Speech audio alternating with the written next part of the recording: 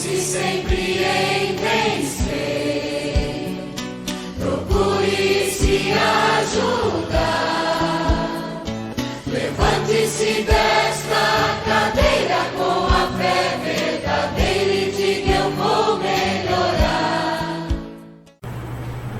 Oi, boa noite, queridos irmãos, queridas irmãs. É uma grande alegria estar aqui essa noite mais uma vez. E como o nosso tema é Reconsiderando Jesus, apesar de muito se falar sobre Jesus nos dias de hoje e durante muito tempo da história, falar desse Espírito que habitou aqui a terra junto de nós, trazendo a sua mensagem, não é uma coisa tão simples assim, porque muitas vezes nós gostamos muito de falar sobre Jesus, mas ainda temos muita dificuldade em colocá-lo no nosso dia a dia e colocá-lo em prática. Então, na nossa visão, falar de Jesus é falar de um novo estilo de vida que nós devemos adotar para nós mesmos, mas falar sobre Jesus é também ter a dificuldade de adotá-lo como estilo de vida diante de uma sociedade, diante de pessoas que nos desafiam a todo momento, diante de batalhas que nós temos que enfrentar na nossa vida.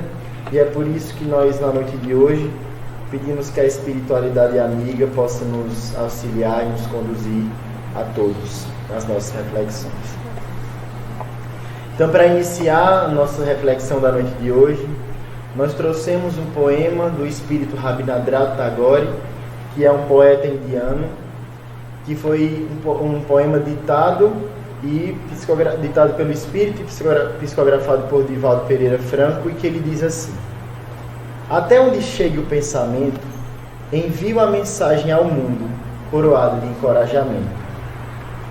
Desde os primeiros bocejos matinais do sol, ergo meu espírito que ama e conduzo o carro das horas, cobrindo as estradas do dia com encantamento e júbilo. Em cada parada da minha marcha, procuro um ser que não sabe amar e digo: alegra-te, viandante triste. Ou ergue-te e louva a vida, homem desalentado. E vou além. Não me demoro em parte alguma, embora retorne sempre às mesmas regiões e pessoas. Trago comigo uma mensagem de amor, e até onde vá meu pensamento, a minha mensagem irá também. À noite, quando o medo caminha silencioso no corredor da escuridão, ainda assim envio a minha mensagem. Bebo o licor suave do cálice das estrelas e bendigo a noite. Recolho meditação na alma noturna silenciosa e embriago-me. Galopo no vento sem noite, e quando salto junto ao regato do sonho para fitar, ao reflexo da lua, a vibração do meu canto nas águas, deixo que o meu pensamento siga, levando a minha mensagem. Amo a vida, eis a mensagem que não cesso de mandar, até onde meu pensamento vai. E a gente gostaria de começar a falar sobre Jesus com esse poema, porque apesar dele não dizer que é Jesus, como se fosse aqui uma adivinhação, que é o que é, mas nós sabemos que ele fala do nosso mestre, e que aqui no final ele diz: amo a vida, eis a mensagem que não cessa de mandar, até onde o meu pensamento vai. Então o pensamento de Jesus, esse pensamento de amor à vida, ele é tão forte e tão poderoso que ele, mesmo depois de 2000 anos, ainda ecoa dentro dos nossos corações. O pensamento de Jesus continua ressoando nas nossas cabeças, continua voltando atualizado para nós, e é por isso que mesmo diante de todo esse tempo que nós poderíamos até acreditar que a mensagem do Cristo perdeu a sua atualidade, que ela perdeu a sua magnitude, mas ela sempre volta cada vez mais grandiosa, porque o pensamento dele continua a ser enviado para todos nós. Então, se nós vamos falar sobre Jesus, nós precisamos voltar um pouco na história para começar desde a época dele e entender nesse caminho da nossa reflexão como Jesus ainda vive e como Jesus ainda pode viver e ser revivido nos dias de hoje. Então a doutrina espírita, em todo o seu arcabouço, principalmente na codificação, ela traz uma ideia de que nós somos espíritos em evolução. Mas assim como nós evoluímos, os lugares que nós vivemos também evoluem, assim como os nossos planetas. Então Allan Kardec, ele traça um panorama de evolução dos planetas, começando pelos planetas primitivos, que passam, a partir da evolução moral e intelectual dos seus espíritos que ali habitam, para um planeta de provas e expiações, que é o planeta em que nós estamos vivendo nesse momento, que continua o seu processo de evolução para um planeta de regeneração, em que o sofrimento, em que a dor vai deixar de vir com mais força para nos atingir, e nós estaremos numa conexão um pouco mais profunda com a espiritualidade, até que nós cheguemos em grau de evolução, nós espíritos e o planeta que vivemos, a ser um mundo feliz, a ser um mundo em que o mal não existe e que nós, enquanto espíritos, estamos em profunda comunhão com Deus. E o Espírito Emmanuel, ditando o livro A Caminho da Luz, que foi psicografado por Chico Xavier, ele vai dizer que o nascimento de Jesus, ele vai demarcar um tempo na história. Não só na história dos homens, como a gente fala, que a gente começa a marcar o nosso calendário em antes e depois de Cristo, mas começa a demarcar um novo tempo na evolução do planeta Terra. Então Jesus, ele é o marco da história em que o nosso planeta passou de ser um planeta primitivo para ser um planeta de provas e expiações. Deixou de ser um planeta primitivo em que havia o império do mal, da animalidade, da violência, e ali Jesus marca uma nova era para o nosso planeta, que apesar de ainda continuar sendo um planeta em que nós precisamos conviver com o sofrimento e com a dor, é um planeta muito melhor do que aquele antes da época que ele veio. Então Jesus veio demarcar esse momento, demarcando também uma nova maneira de nós olharmos para as pessoas na sua profundidade. E é por isso que a gente precisa ainda voltar um pouco antes do nascimento de Jesus, e Emmanuel vai abordar isso de uma maneira magistral no livro A Caminho da Luz, quando ele vai fazer o panorama da preparação do planeta para a chegada de Jesus.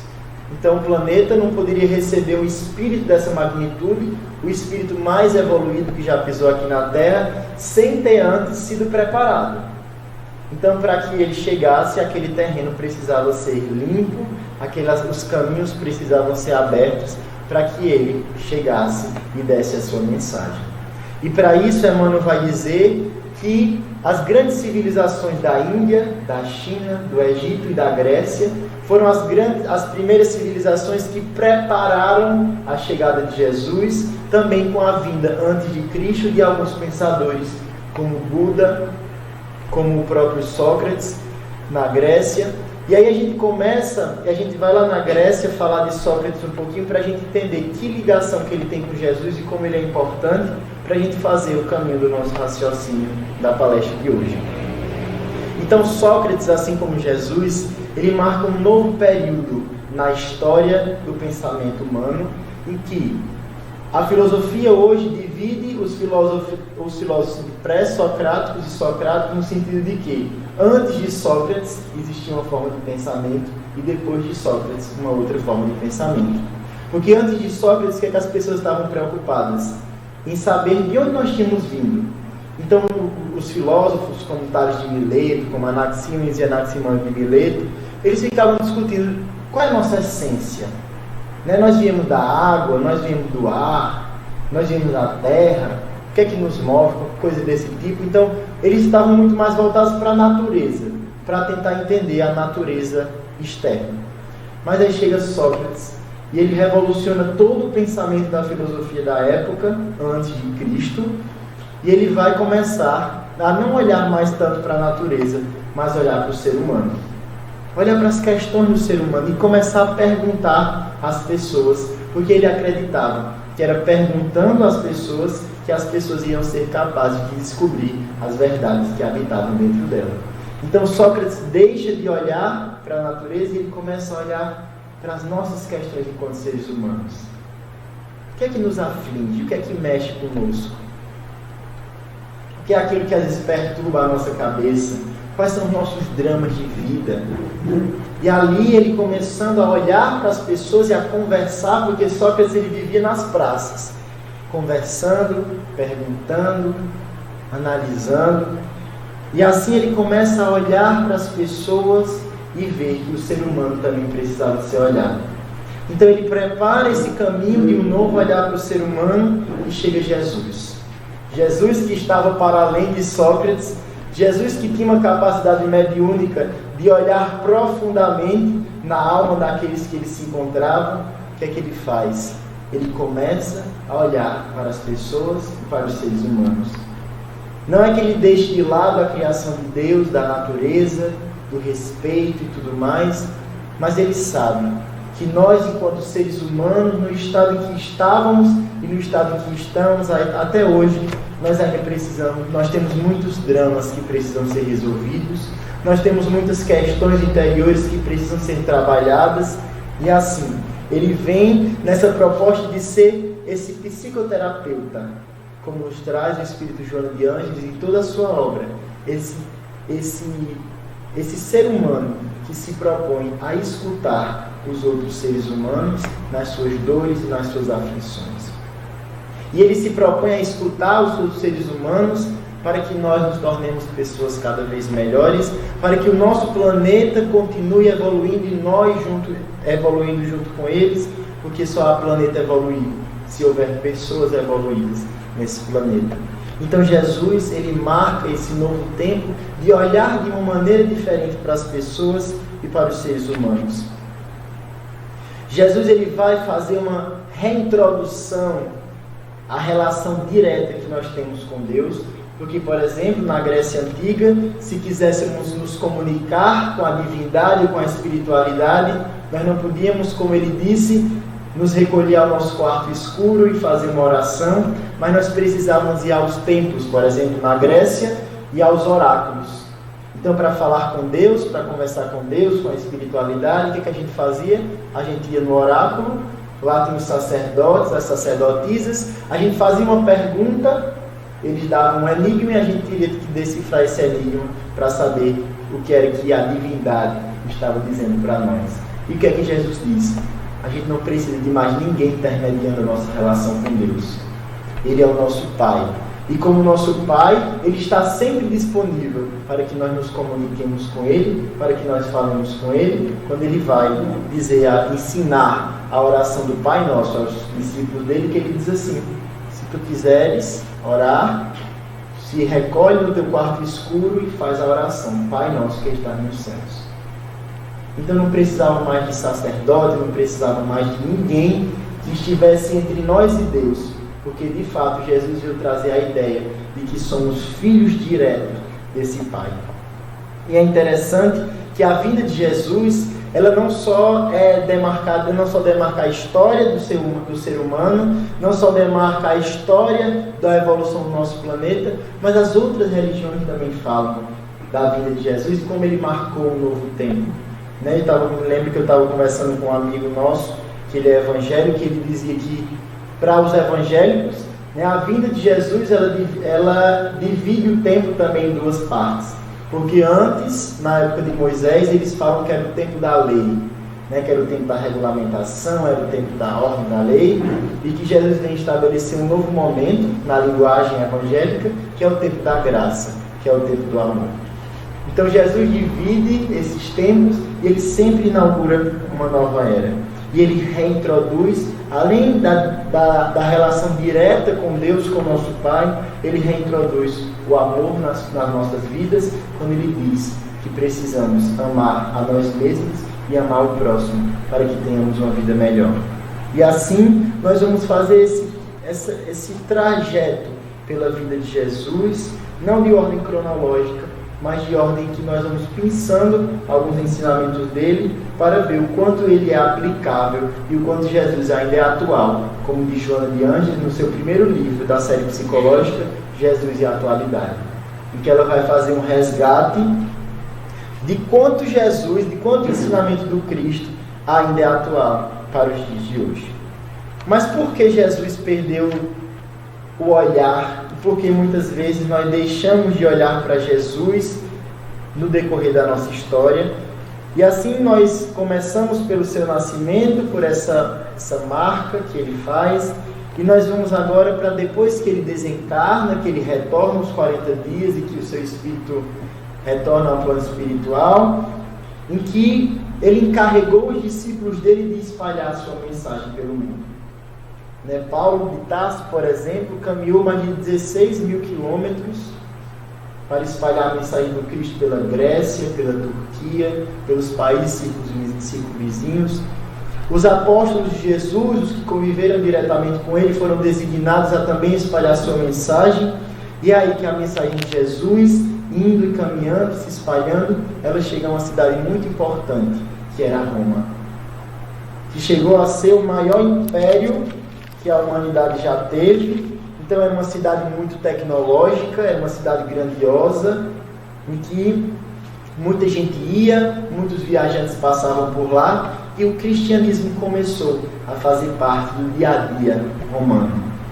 Mas Roma não gostava do discurso cristão, até porque os imperadores romanos não eram cristãos, eles eram politeístas, eles acreditavam em vários deuses. E aí começou um certo conflito entre os romanos que acreditavam em vários deuses e os romanos que acreditavam em Cristo, mas que o culto do cristianismo lá em Roma começou a se fortalecer cada vez mais. Chegando, por exemplo, aos cristãos primitivos, eles fazerem pequenas reuniões nas catacumbas romanas, que eram algumas valas que existiam, que carregavam os esgotos, porque Roma era uma cidade muito tecnológica, e o esgoto na época era uma tecnologia muito importante. Então existiam algumas grutas, algumas cavernas no subsolo, em que os cristãos começavam ali a se reunir, a cultuar, a relembrar a mensagem do Cristo, a entoar os seus cânticos, chegando, por exemplo, uma época em que Nero, um dos imperadores romanos, chegou a tocar fogo na cidade de Roma para acabar com aquela coisa que estava acontecendo ali embaixo, que era o culto dos cristãos. Mas o Império Romano ele vai se enfraquecendo e chega um ano que ele vai ter que ceder ao cristianismo, e é no ano 380 depois de Cristo que o imperador Teodósio I ele vai dizer assim: agora o cristianismo é a religião oficial do Império Romano. Então o cristianismo ele começa a fazer parte da política.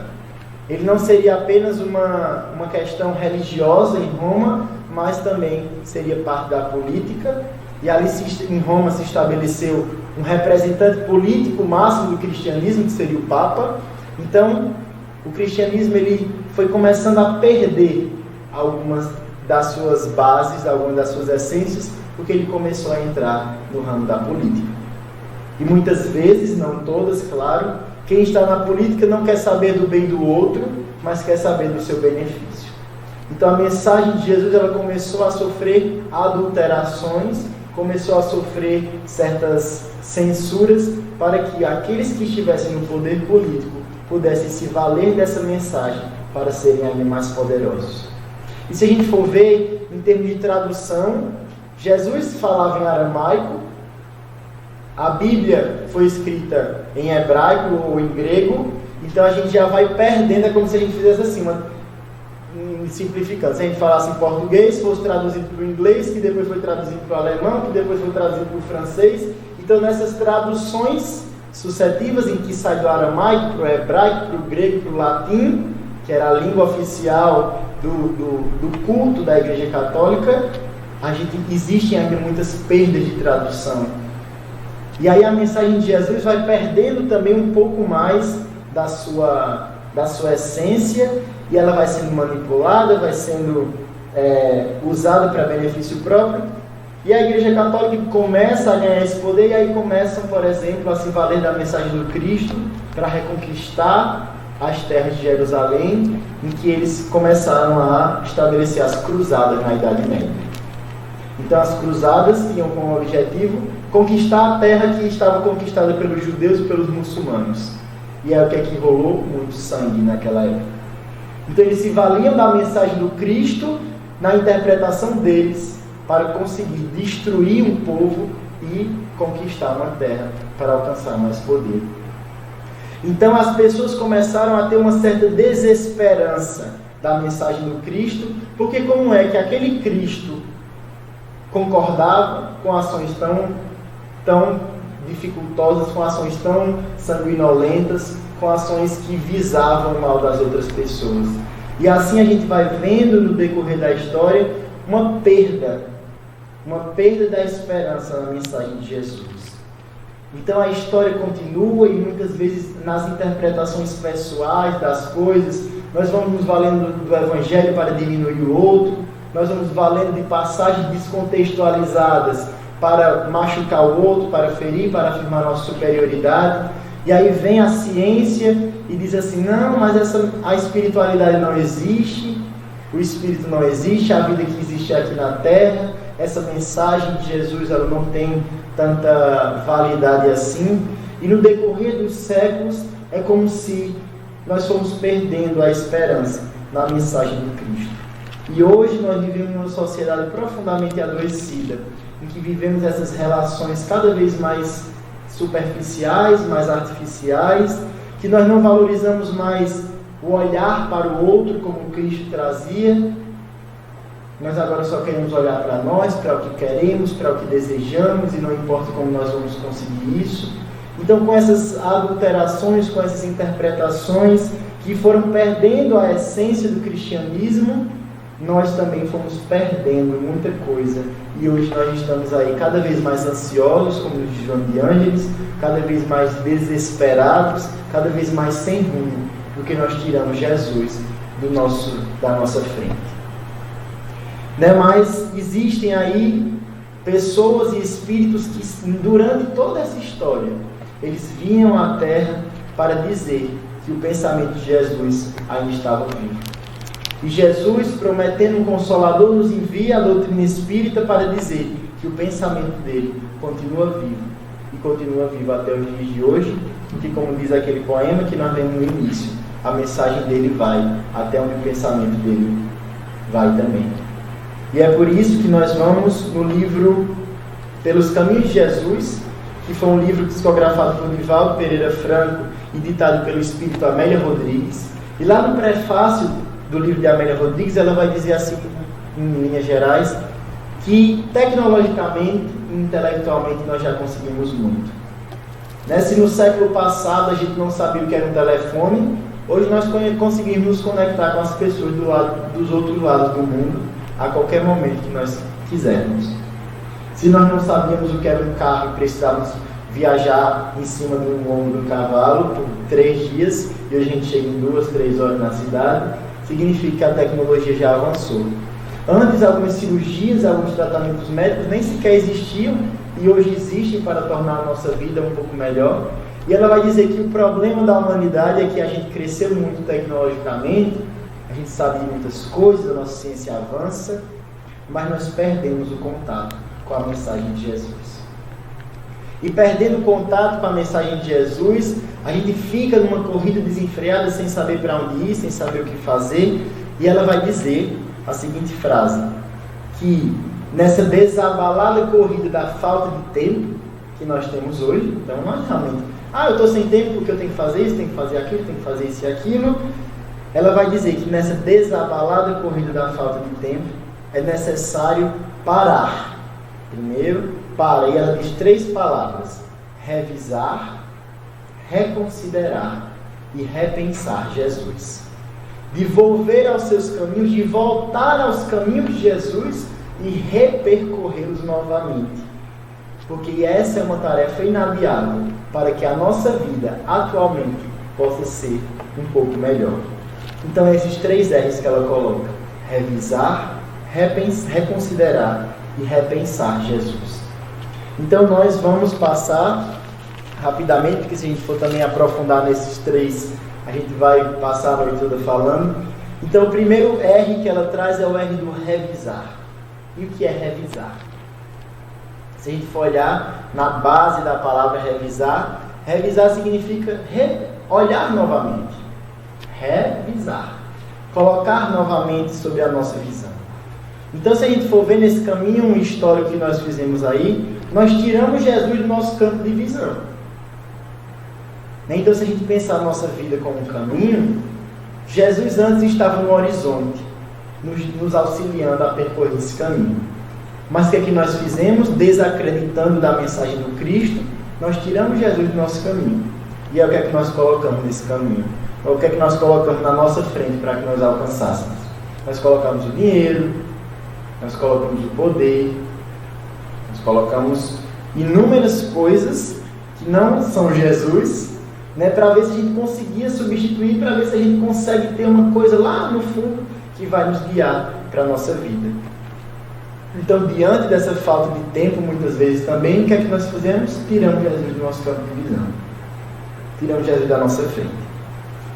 Né? Então, revisar Jesus é justamente o quê? É trazer Jesus para a nossa visão novamente. E se o horizonte é o nosso futuro e o caminho que nós estamos aqui olha para o horizonte, significa que quem precisa estar nesse horizonte é justamente Jesus. Porque Allan Kardec ele faz na pergunta 625 do Livro dos Espíritos a seguinte indagação: qual foi o tipo mais perfeito que Deus tem oferecido ao homem para lhe servir de guia e modelo? E o que é que os Espíritos respondem? Eles nem enrolam nem nada, eles só respondem Jesus. Ponto. Então, se nós colocamos, por exemplo, o dinheiro no nosso horizonte e nós queremos apenas chegar naquele lugar, nós vamos ver uma vida extremamente angustiados, porque dinheiro é uma coisa que vai e volta, e a gente vai ficar naquela que eu preciso de mais para ter mais segurança, e mais para ter mais isso, e mais para ter aquilo. Ou se nós colocamos uma pessoa falha como único motivo da nossa felicidade no nosso horizonte, e às vezes essa pessoa nos bagunça a nossa confiança, às vezes essa pessoa ela faz algum erro que nós não gostamos, faz alguma coisa, e que na verdade que o nosso intuito seja tirar um pouco essas certas prioridades terrenas da nossa lista do futuro e recolocar Jesus no nosso caminho. Recolocar Jesus no nosso caminho não significa que a gente vai deixar de trabalhar para conseguir o nosso dinheiro, não significa que a gente vai deixar de nos relacionar com as pessoas, mas significa que nós vamos ter um outro objetivo de vida, um objetivo que está inclusive para além dessa existência, que é Jesus. Não de sermos iguais a Jesus, mas de vivermos com a ética que Jesus nos propôs, que foi justamente a ética do amor. Então nós tiramos Jesus da nossa frente, da nossa visão, e nós ficamos cegos. Nós ficamos cegos pelo dinheiro, ficamos cegos por isso, cegos por aquilo. E Jesus ele vai trazer a visão novamente para nós. E revisar Jesus é também, se nós colocamos Jesus como aquele guia e modelo, como aquele ao qual nós queremos alcançar em termos de atitude, revisar Jesus é também revisar o nosso mundo interior. E nos perguntar, o que é que falta dentro de mim para ser como Jesus? O que é que falta dentro de mim para agir como Jesus? O que é que falta dentro de mim para, por exemplo, naquela situação lá da mulher adúltera, em que todos estavam ali para apedrejá-la, que nós não sejamos aquele que apedreja? O que é que falta dentro de nós? Para nós não sermos o apedrejador, mas para nós sermos aquele como Cristo, que olha para o outro com um olhar diferenciado. O que é que falta dentro de nós para nós sermos como Jesus e acolher a todos aqueles, sem distinção, que chegavam até Ele? Fossem pobres, leprosos, ricos, as prostitutas, seja quem fosse, Jesus escutava e olhava para eles com um olhar diferenciado. O que é que falta para nós? Para olharmos para o colega, para olharmos para o amigo, para olharmos para aquela pessoa que trabalha com a gente, para olharmos para aquele rapaz que pede um sinal, para olharmos para aquela mulher que está no presídio. O que é que falta no nosso olhar para sermos como Jesus e olharmos para o outro de maneira diferente? Então, colocar Jesus na nossa visão e na nossa linha do horizonte do nosso futuro é voltar para dentro de nós e nos perguntarmos o que é que falta para nós chegarmos até lá.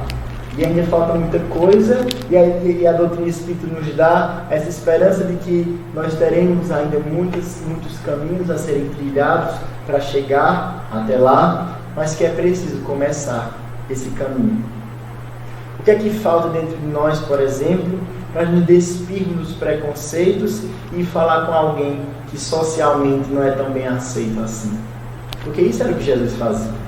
Quando ele estava descendo de Jerusalém a Jericó, Ele para do poço de Jacó, que era um poço central ali para os viajantes que estavam passando. E ali nos narra Amélia Rodrigues, também em outro livro, que os discípulos de Jesus foram para uma feira para comprar comida, para se reabastecerem, e Jesus ficou ali sentado no poço de Jacó. Sentado ali, se aproxima dele uma mulher com um grande vaso de barro aqui no seu ombro, e ela já acha alguma coisa estranha que aquele homem está fazendo ali. E ela se aproxima dele, e ela era uma mulher samaritana. Os judeus de Jerusalém tinham uma briga com os judeus da Samaria e achavam que eles não poderiam entrar em contato, que eles não poderiam conversar uns com os outros, e ainda mais uma mulher conversar com um homem naquela época, ainda mais sendo uma mulher samaritana. E o que é que Jesus faz? Pede de beber aquela mulher. Ele rompe com todos os paradigmas da época que diziam: não pode falar com a mulher samaritana, não pode falar com os samaritanos, porque os samaritanos são isso ou aquilo. E o que é que ele faz? Ele fala. Ele fala com aquele leproso que tinha sido relegado à morte, porque aquele que contraísse a lepra na época de Jesus podia ter certeza que ele estaria condenado à morte. E Jesus podia muito bem se afastar daquelas pessoas, mas o que é que ele faz? Ele se aproxima. Ele se aproxima daquele cego que está na beira da estrada e que pede a ele para ver. Ele se aproxima de uma mulher que utilizava do seu corpo para ganhar dinheiro, mas queria saber o que era de fato o amor. Ele se aproxima dela também. Ele se aproxima de Zaqueu, que era um publicano, um homem muito rico, que precisava ainda sanar algumas das suas dívidas espirituais, e ele também se aproxima dele. Ele se aproxima do doutor da lei. Então Jesus, ele não distinguia ninguém, seja pela posição social, seja pela condição física, pela condição orgânica ou qualquer coisa desse tipo. Jesus, ele apenas olhava para o ser humano e perguntava: o que queres? Então, revisar Jesus é trazer esses questionamentos para nós. Por que nós ainda temos tanta dificuldade de chegar em alguém que está morando na rua, de chegar para conversar com alguém que pensa politicamente diferente de nós, de chegar para conversar com alguém que tem uma religião diferente da nossa, ou que pensa diferente em algum âmbito da vida, de chegar em alguém que tem uma cor da pele diferente da nossa? Por que nós ainda alimentamos tanto isso? Então a mensagem de Jesus é atual porque ela diz que nós podemos olhar para o ser humano de uma maneira muito mais profunda, e é o que era o que ele fazia. O segundo R que a Amélia Rodrigues traz é o R do reconsiderar. Reconsiderar é voltar a examinar alguma coisa. Você diz assim: eu vou reconsiderar a sua proposta. Eu vou pensar de novo sobre a sua proposta para ver se ela tem validade ou não. Então a gente precisa pensar novamente sobre a proposta de Jesus. Como Allan Kardec fez no desenvolvimento do Evangelho segundo o Espiritismo, o que é que ele fez? Ele voltou à proposta de Jesus para repensar a proposta de Jesus sob uma outra ótica, que era a ótica da vida espiritual. Reconsiderar Jesus é reconsiderar a ética dele nas nossas relações, que a gente já tinha falado, que é a ética do amor. Que é a ética do amor que se desdobra, por exemplo, na não violência, no caso da mulher adúltera. É a ética do amor que respeita o posicionamento do outro. Por exemplo, quando ele chamou aquele jovem rico, disse assim: deixa tudo que tu tens e segue-me. E em outro livro também, a Amélia Rodrigues diz que aquele jovem ficou num conflito muito grande, porque ele não sabia, porque ele tinha as riquezas dele, mas ele poderia seguir Jesus. E ele, com a decisão dele: Senhor, não posso te seguir agora. Jesus fica: não, você vai ter que me seguir, porque eu sou isso, porque eu sou aquilo. Jesus não obrigava ele a nada. Ele só fez o convite: segue-me. Ele não quis seguir. O que é que Jesus faz? Respeita o posicionamento dele. E muitas vezes nós não respeitamos os posicionamentos daquelas pessoas que convivem conosco, seja de que ordem for. Nós queremos que as pessoas façam sempre do nosso jeito, da nossa maneira, como nós queremos, como nós achamos melhor. Mas se nem Jesus, no seu grau de evolução espiritual, obrigava ninguém a fazer nada, por que nós precisamos fazer isso? Porque quando nós obrigamos alguém, nós estamos desrespeitando ele. E Jesus nunca parou para desrespeitar ninguém. Até quando Jesus ia curar, que ele sabia que aquela pessoa que ele chegava ali para ele para pedir a cura, o que é que ele dizia antes? Ele dizia assim: o que tu queres? Ele podia até saber. Na sua mediunidade ele conseguia ler todo o espírito daquela pessoa. Ele sabia que a pessoa estava precisando, ele sabia que a pessoa estava querendo isso ou aquilo. Mas o que é que ele fazia? O que queres? O que é que tu desejas? Quer ver até mim? O que é que tu desejas agora nesse momento? E aí ele fazia o quê? Ele escutava primeiro, que alguém poderia dizer: não, eu não quero ser curado. Ele escutava e dizia: ah, sim, eu quero ser curado. E aí ele faria lá e fazia a sua cura. Então a base das ações de Jesus era justamente a escuta. De escutar o outro. De escutar o que é que o outro quer, o que é que o outro precisa. E aí que a gente também precisa fazer nas nossas relações. E parar para escutar, e parar para ouvir. E antes de julgar, dizer assim: não, peraí, conta aí a sua versão da história, me conta a sua parte. Do que sair apontando os dedos. E Jesus fazia justamente isso. O que queres? O que é que tu queres? Tu queres ser curado? Está aí tua cura. Tu não queres me seguir agora? Não me siga agora. Mas um dia nós vamos nos encontrar por aí. Então Jesus, ele praticava essa ética do amor, do respeito ao outro. E também do amor que se desdobra nas curas, por exemplo, que ele fez. Então ele era uma forma de amar, essa forma de dar ao outro a saúde. Então Jesus, ele trouxe, e ele, como espírito mais evoluído que já veio aqui na Terra, poderia muito bem ter vindo, ter dito assim: não, olha, isso, meus ensinamentos, isso e aquilo, vocês me sigam aí, pronto, está tudo feliz. Mas o que é que ele fazia?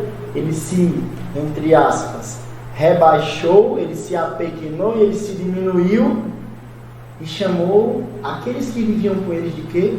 De irmãos. Então não existe nenhum melhor do que o outro, nenhum que está acima do outro. Ele chamou a todos nós de irmãos. Irmãos não é aquele que está acima, nem aquele que está abaixo. É aquele que está no mesmo nível que nós. Então ele nos iguala. E ele vai dizer que o único de fato que é acima de nós, mas que também está ao nosso lado ao mesmo tempo, é o Deus, o nosso Pai.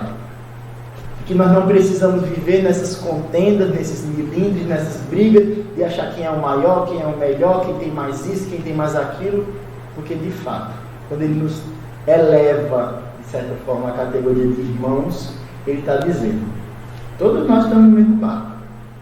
Eu posso ter já conseguido alguma coisa com o meu egoísmo, mas ainda com a minha vaidade eu não consigo, e aí você conseguiu já melhorar na vaidade, mas não no egoísmo, e aí a gente vai, todo mundo aqui tem os seus pontos positivos, mas todo mundo aqui sabe também onde o calo aperta e precisa melhorar. E eu garanto que aqui tem pelo menos alguém, você reconhece que você pelo menos tem um defeito que precisa ser melhorado. Então, tendo pelo menos um defeito, nós já estamos todos igualados na categoria de seres humanos. E ser irmão é justamente reconhecer que nós temos nossos defeitos, que o outro também tem, que nós precisamos respeitar o nosso tempo e o tempo do outro nesse processo de crescimento que nós temos aí, vidas afora. E por fim, a Amélia Rodrigues nos traz a necessidade de repensar Jesus. E repensar Jesus é como nos diz Joana de Ângeles no livro Jesus e a Atualidade, no prefácio do livro, que ela diz que a atualidade necessita urgentemente de um Jesus descrucificado. Nós vivemos muito naquela do nosso passado, naquela de o Jesus que nós vemos no crucifixo, na cruz, é aquele que nós vamos lá e pedimos a Ele, e Ele faz um milagre, e Ele resolve os nossos problemas. Mas Jesus em nenhum momento esteve parado.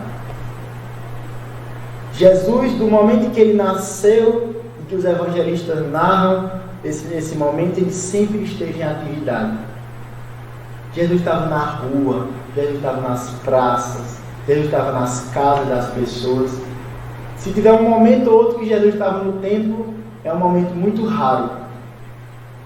E a gente acredita, não, para ser uma pessoa santa, para ser uma pessoa boa, a gente precisa estar lá dentro da casa espírita, dentro da igreja, lá rezando todos os dias. Mas Jesus, ele foi ensinar que o crescimento nosso é também vir para o templo, é também vir para a casa espírita, mas que o nosso crescimento se dá na relação com as outras pessoas. Então Jesus é aquilo. Ele nunca teve parado em nenhum lugar.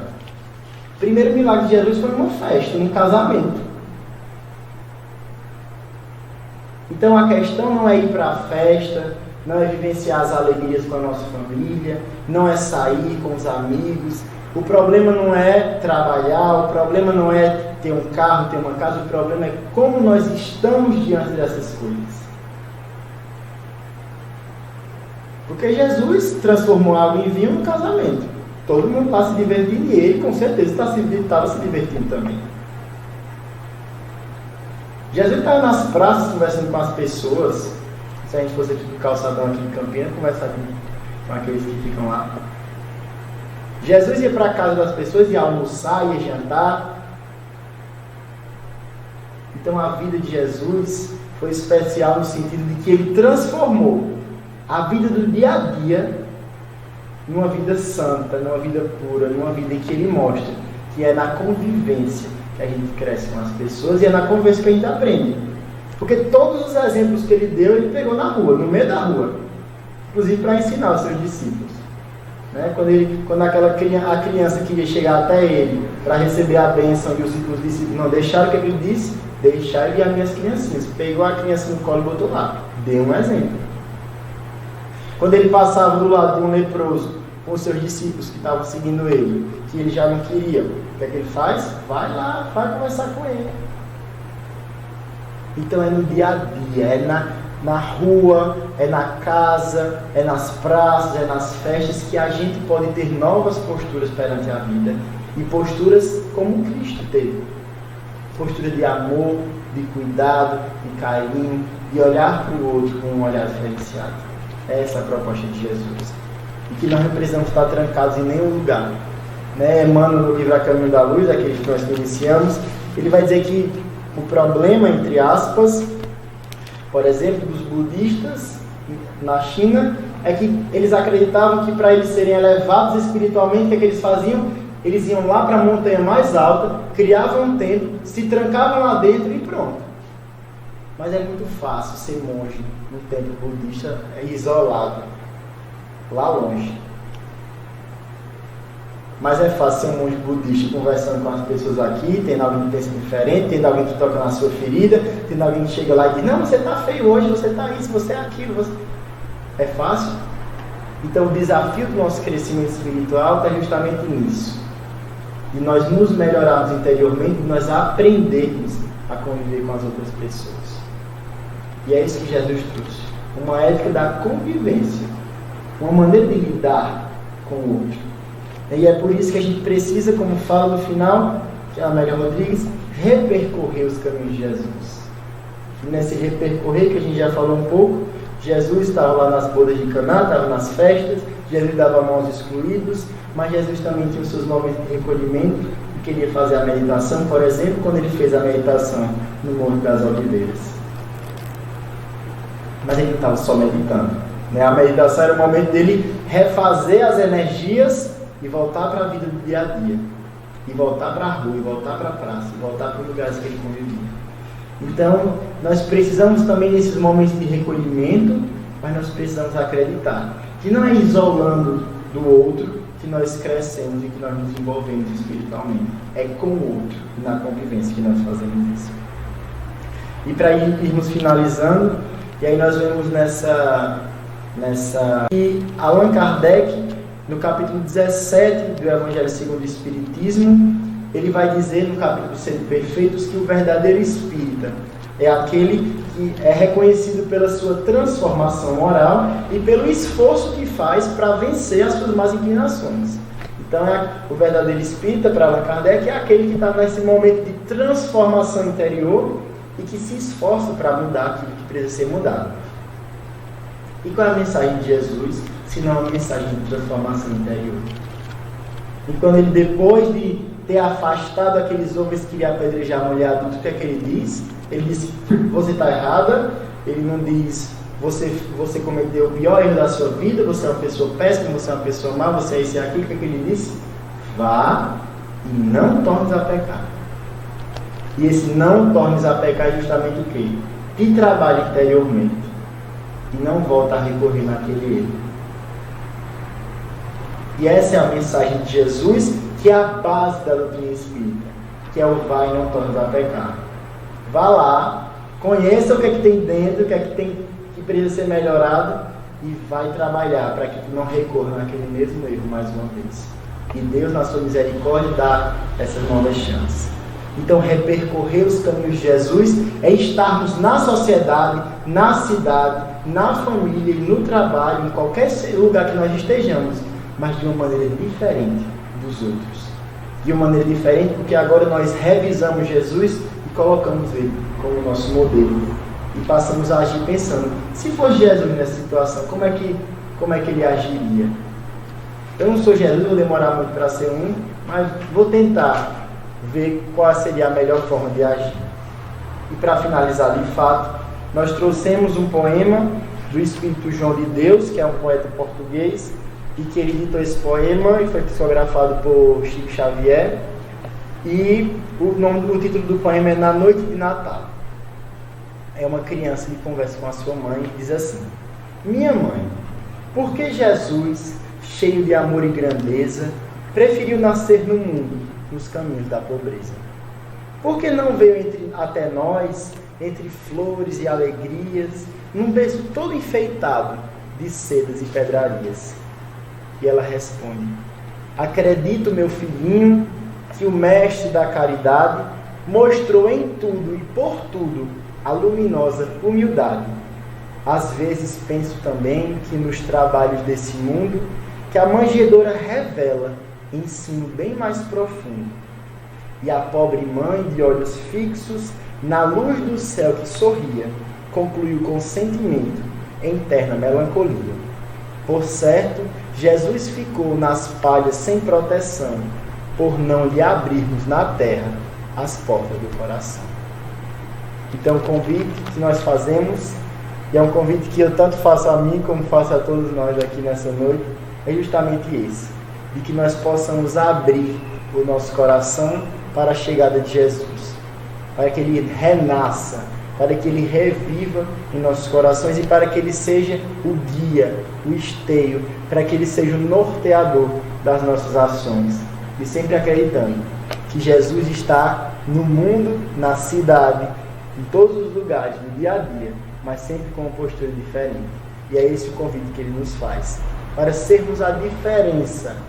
E é uma diferença que é aparentemente simples, mas que ainda dá muito trabalho para a gente, que ainda tem muitas imperfeições, mas é a diferença do amor. De olhar para o outro com amor e deixar que esse amor adentre os nossos corações. Muita paz para todos nós.